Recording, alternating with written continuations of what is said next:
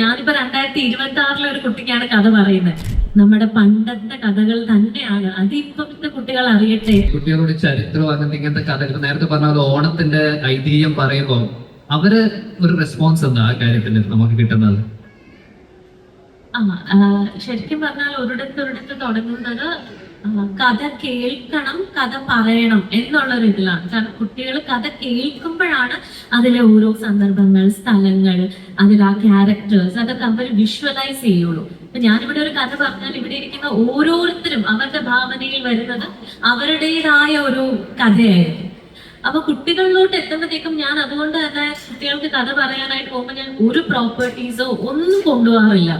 ആ നറേഷനിൽ വരുന്ന changes, curiosity കൊണ്ടുവരുന്ന പോസസ്, അതൊക്കെയാണ് ഞാൻ ശരിക്കും പറഞ്ഞാൽ കുട്ടികളിലോട്ട് കഥ പറയുമ്പോഴത്തേക്കും ഞാൻ ഇപ്പൊ ട്രൈ ചെയ്യുന്ന ഒരു മെത്തഡോളജി എന്ന് പറയുന്നത്. പക്ഷെ ഇപ്പൊ ഞാൻ ഫേസ് ചെയ്യുന്ന ഒരു ചലഞ്ച് എന്ന് പറയുന്നത്, ഞാനിപ്പോ 2026 ഒരു കുട്ടിക്കാണ് കഥ പറയുന്നത്. പക്ഷെ കഥ പറയുന്നത് അങ്ങ് വളരെ പഴയ ഒരു കഥയാണ്. അപ്പൊ അത് അവരുമായിട്ട് റിലേറ്റ് ചെയ്യുന്ന ഒരു ബുദ്ധിമുട്ടാണ് ഞാൻ ഇപ്പൊ ശരിക്കും പറഞ്ഞാൽ ഫേസ് ചെയ്യുന്നത്.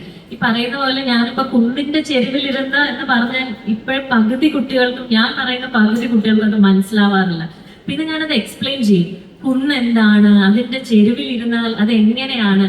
പക്ഷെ പിന്നെ ഞാൻ മനസ്സിലാക്കിയത് അവർ പറഞ്ഞു നടക്കുന്നതൊക്കെ ചിലപ്പോൾ അവസാനം കുന്നിന്റെ ചെരുവെന്നൊക്കെ അവരിങ്ങനെ പറഞ്ഞു നടക്കും.